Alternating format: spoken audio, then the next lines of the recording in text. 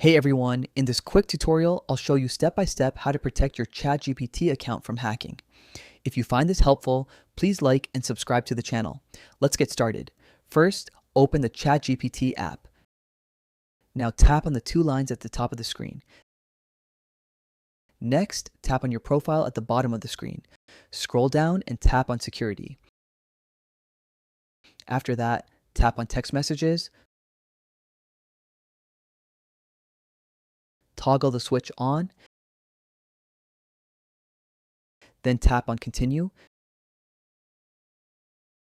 Now enter your password and tap on Continue.